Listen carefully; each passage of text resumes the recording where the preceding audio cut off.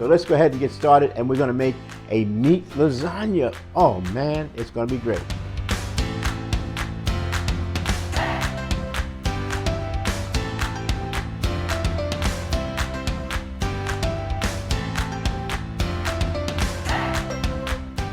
Today we're going to make the best lasagna ever. It's going to be amazing.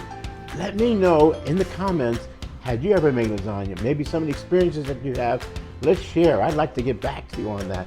Definitely, we want you to subscribe to our video, and we also want you to like us and let me know that you've done that, because I'd like to personally thank you. Hey, I'm Chef Don McMillan.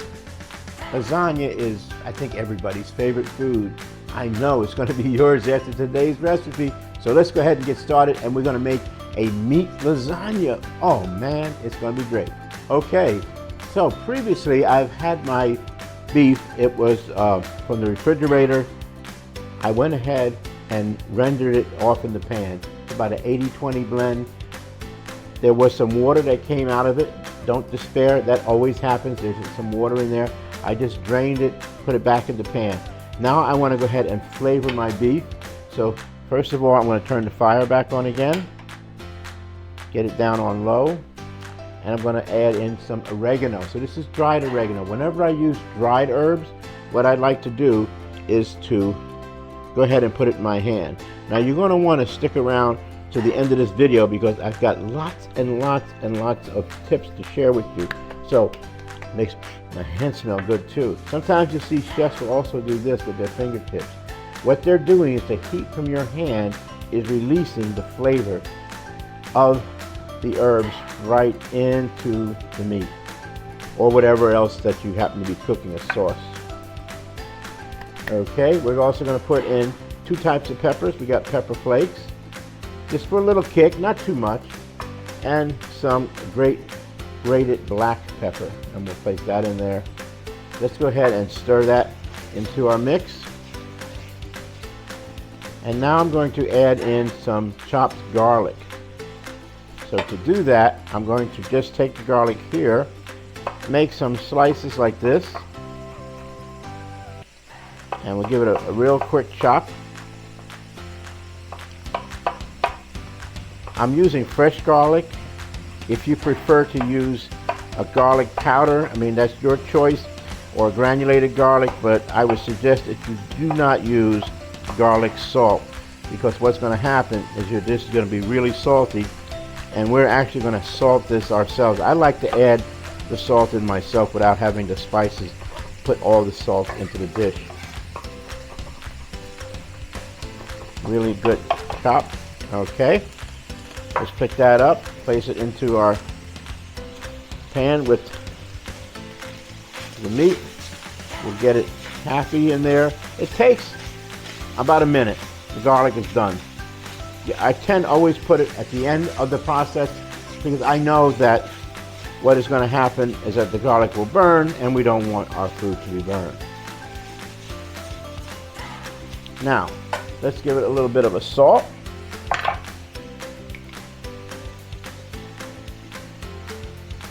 And because our sauce also has some salt in it, I don't want to go overboard. And you can always add more salt at the dinner table if that's what you desire.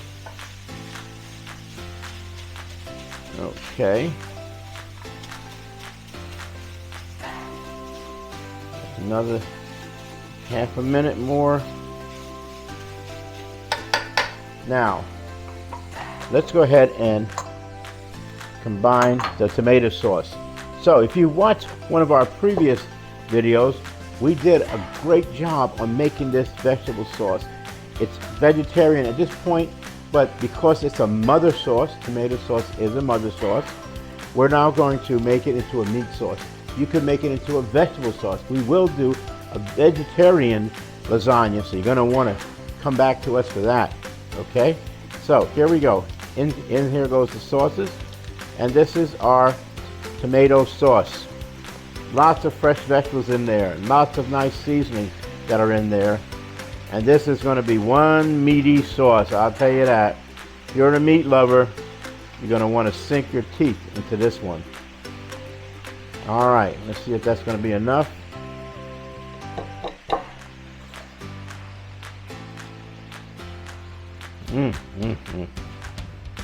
Lots of meaty goodness in this one. Stir it all in there. You've got a good combination of meat to sauce. And you definitely want to look at my sauce recipe because it really is going to add so much to your dish. And of course, don't forget your comments. And if you enjoyed this video, please share it with your friends because I know they'll also enjoy it. Okay, I'm going to put just some more sauce in here. We're going to have plenty for our lasagna. Okay, another little stir, stir, stir. Okay. So now I've got to do one more thing, and that is to taste. Let me get a spoon.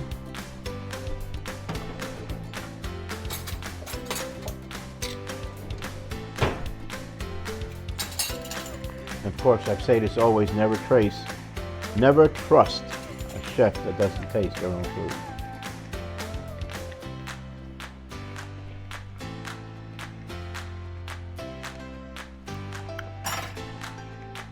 Wow. You will definitely love this dish. Now, the easy part. We're going to assemble our lasagna. Or maybe it's the fun part. If you're cooking at home with children, get them involved. Trust me, they will thank you for it. You'll create memories, and I can't think of anybody that doesn't love meat lasagna. All right, here's our pan. I'm going to spray it a little bit of olive oil. Hit the sides. Now, how do we do this? We're going to start with the sauce. Let me get my ladle. And we're going to put a layer of sauce down in the pan.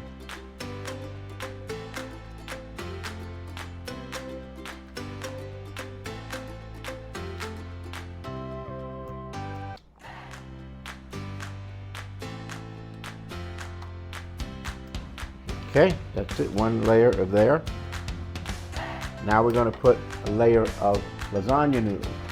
I'm using the lasagna noodles that are oven ready. So if you have those, you can certainly use them. Or if you prefer, you can cook your lasagna noodles. Place those right there.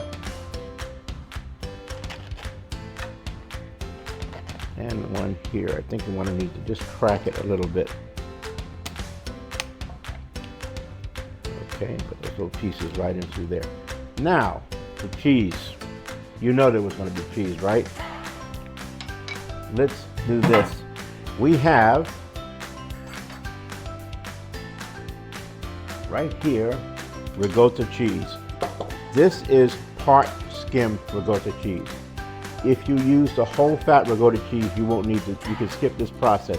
But since it's part skim, there is more of a liquid in there, and I don't want that liquid in my lasagna. Can you see that? So just put it in a strainer, pour it out, and now we'll start with our ricotta cheese. Because we want it to stick together, we're going to give it a little bit of a binding effect, and for that, I have an egg. One egg. I'm going to break it on a flat surface like this, and then just open it up like that. One egg, beat it first.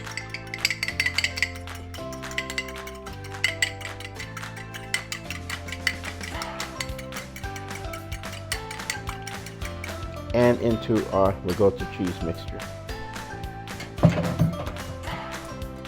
Then I'm going to take some freshly chopped parsley, and we're going to incorporate that into our mixture. Let me give it a little bit of a stir.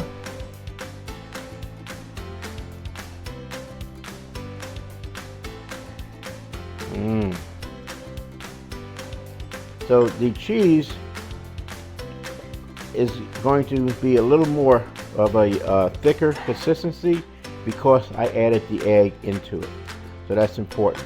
And as I said before, if I was using whole milk ricotta cheese, then I certainly would have needed to drain it. In addition to that, maybe you can't find ricotta cheese. You could also get whole milk cottage cheese. And if you do, get the large curds, not the small curds. So the large curds cottage cheese. That also works as well. Okay. I think I'm gonna need a little bit more parsley in there, so let's put that in there. This is freshly chopped parsley. I strongly suggest you stay with the fresh. It's available in every store. There's no reason to use the dried one unless you just want to maybe color the top of your salads or something. Okay. Good. So now then we're going to layer. So we've got a layer of sauce. Now we're going to do a layer of cheese. In addition to the ricotta cheese, we have some Parmesan cheese, which we just shaved off. It's the Reggiano Parmesan. And we have some shredded mozzarella. So let's put a little dollop there, a little dollop there. And this is when you have the young people helping you. It's a lot of fun because they love to squish. And we're going to give them something to squish in just a minute.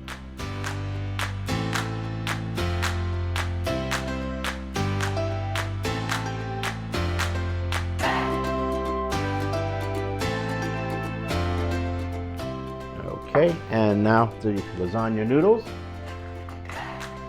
And we'll take one on top of the other and we're going to squish. See how much fun that is? Squish, squish, squish, squish, squish. Get in there. Come on, more squishing, more squishing, more squishing. See, that one will fit here. Yeah, get in there. All right. Start over again. Sauce. As you can see, we made a lot, so let's be very generous with our sauce.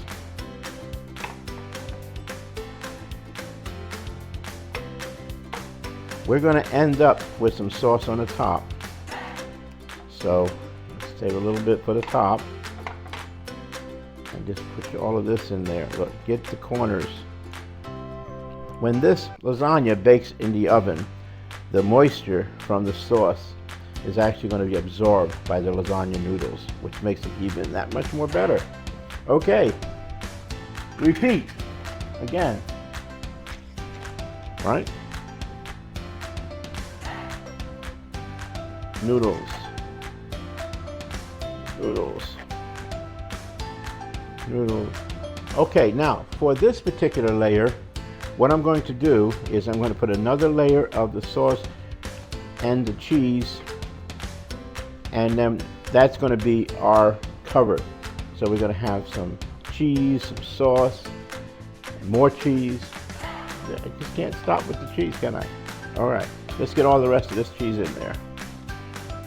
A little bit for you, a little bit for you, a little bit for you, a little bit here, a little bit there.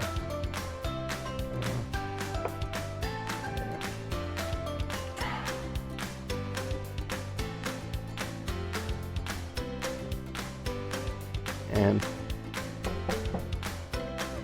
cheese.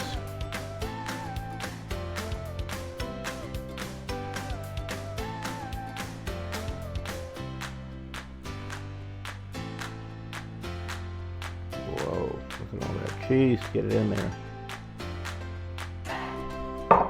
Parmesan. All right, this is our final squish. Squish for you, squish for you, and here. All right. Oh man, this is a meal and a half.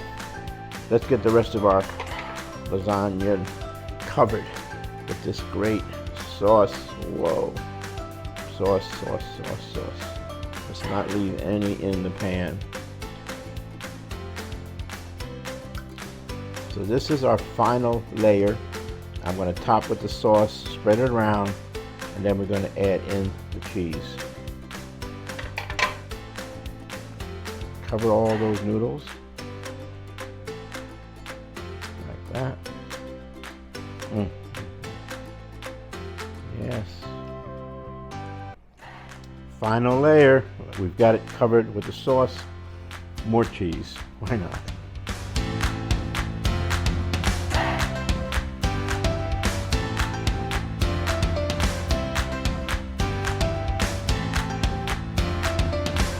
Okay, because of the cheese, we do need to wrap it with some foil.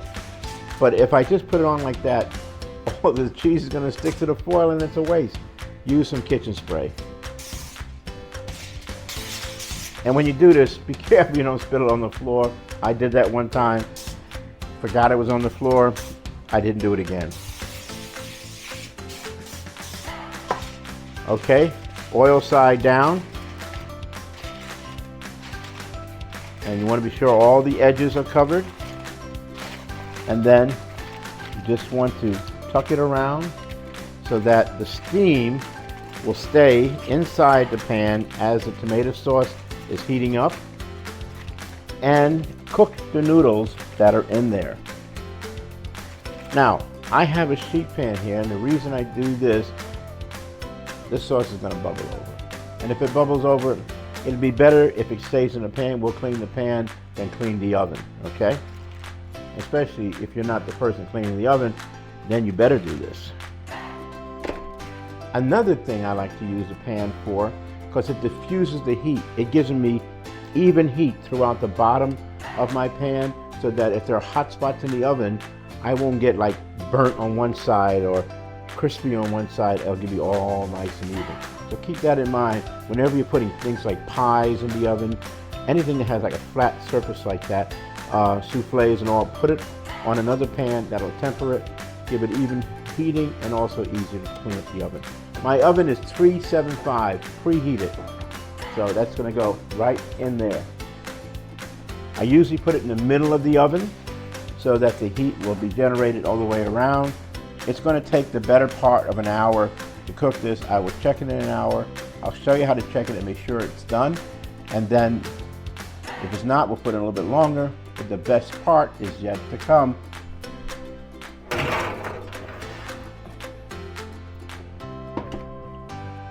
Well, we just took this lasagna out of the oven. I gotta put these gloves. I don't need these gloves anymore. I checked the temperature. You want a minimum 165. Anytime you're using ground meats and chopped up vegetables, even recooking food, minimum internal temperature 165. I've got 178 here. I know it's perfect, right? So let me tell you what we did. After I took the foil off, I stuck it back in the oven again for another 10 minutes. You know why? I wanted the cheese to brown. I wanted that bubbly. Oh, you know, it's all in the cheese, really. It's in how we look at it.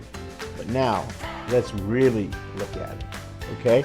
So, what I'm going to do is to loosen it around the edges. We did spray, okay? But I still want to loosen around the edges a little bit.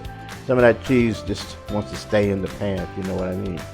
And we're going to go ahead and make a nice slice here. And make a nice slice here. And usually the first slice is the hardest one to come out of the pan because, you know, all the others want to stay with it. So I'm just going to be sure I got a clear slice. Let's place this down. I'm going to have my plate. I want to get underneath.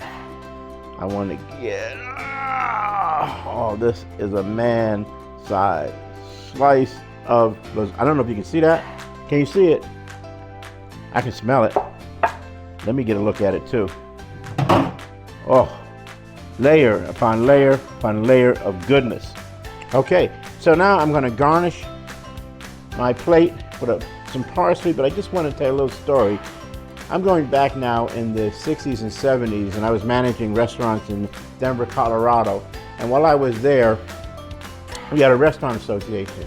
But it seemed like the cooks in the kitchens there, they only know two ways to garnish a plate. One was to just put a sprig of parsley on the plate, and the other was to take one of those apple rings. They were dyed red, and they would put a little just right through the hole of the apple ring, put it on the plate. Anything that touched that apple ring turned red, so nobody would ever eat it. So we actually formed a society in our restaurant association, and the society was called the SPPP. and that was the Society for the Prevention of Putting Parsley on People's Plates. So there it is. Please subscribe to our channel. We've got so many great stories to tell you, so much information to share, great food. We want you to comment. Let us know what you think. You know, got some questions. Let's talk about it. Let's go back and forth. I'd like to respond. Definitely like, please share. And remember, the recipes are in the description below. So you have the recipes, check it out. Let me know what you think. And as always, with Chef Don McMillan, you know the recipes are gonna be simple and delicious.